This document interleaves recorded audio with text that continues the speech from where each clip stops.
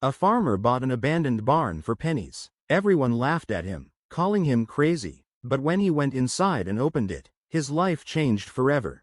The day Marcus signed the papers, the air smelled of rain. He stood outside the courthouse, clutching the thin folder of documents. In cold, black letters, they declared that the barn, and the land around it, were his. It had cost him less than the beat-up pickup he drove every morning, yet the weight of the purchase pressed on him heavier than any price tag could. It wasn't just a transaction, not just another line in the county clerk's dusty records. For Marcus, it was the beginning of something he had chased for years, a dream too fragile to speak aloud, one he had clutched in silence while others laughed at the idea of him ever owning land.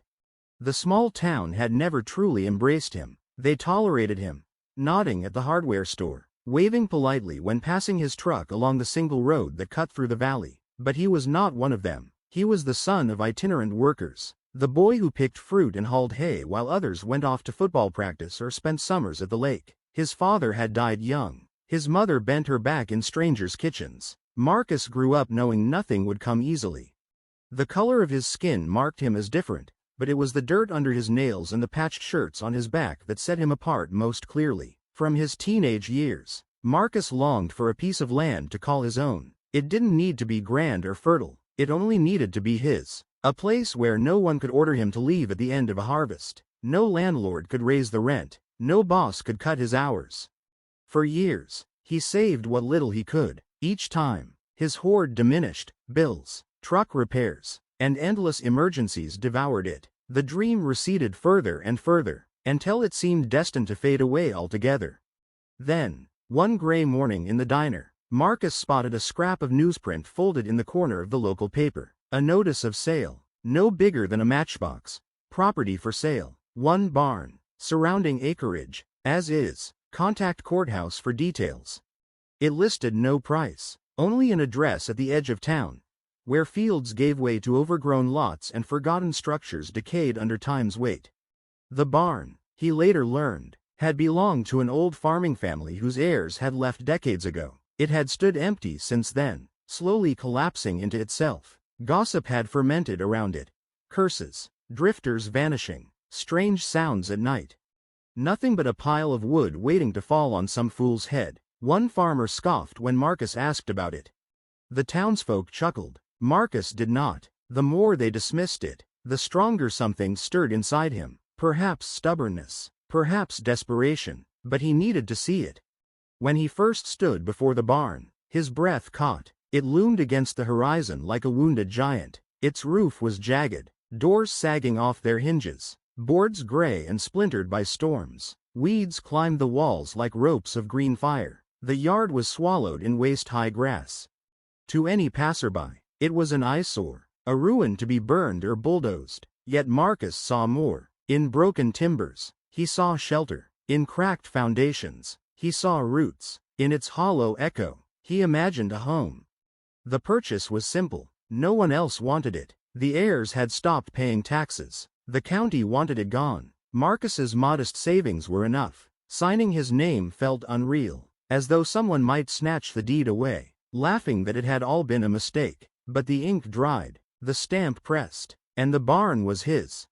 That night, he drove out again. His truck's headlights cut tunnels through the grass. When the engine died, silence rushed in, broken only by the high whine of crickets and the distant croak of frogs.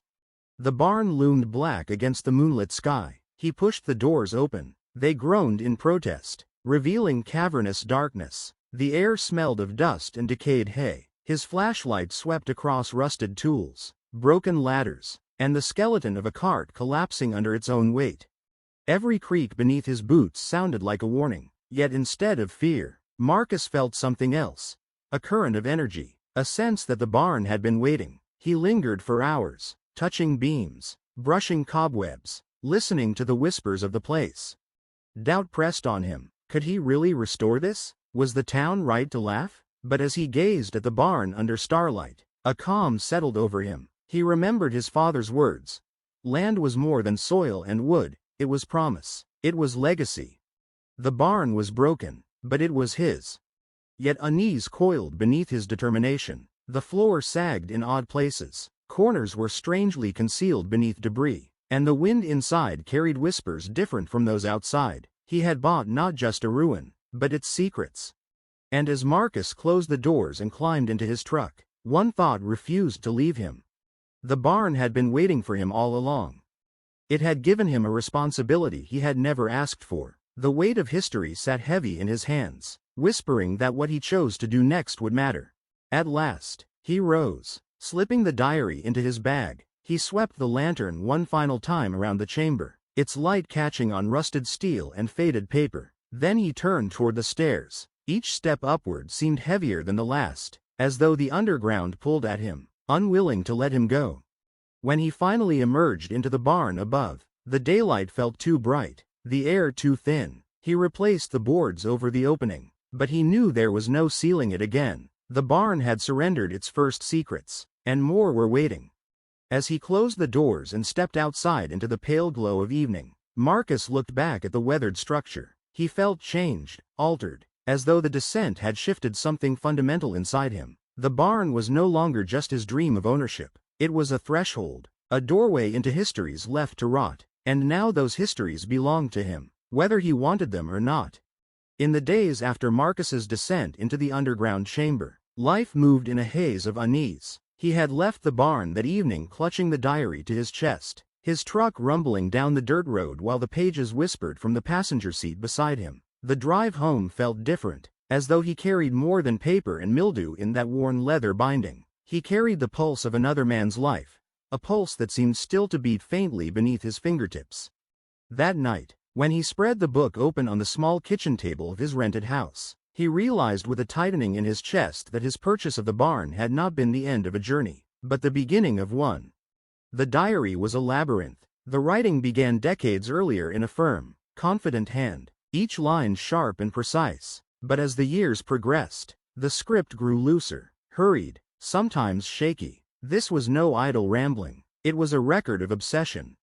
The pages told of trades conducted in shadows, dealerships gone bankrupt, their inventories scooped up quietly, mechanics who sold him their entire stock when times grew lean. He had bought engines by the dozen, motorcycles by the crate, boxes of parts and spares. The more Marcus read, the clearer the picture became. The man who once owned the barn had not been simply a farmer. He had been a collector of machines, a hoarder of history, a man who believed he alone could preserve what the world was content to discard.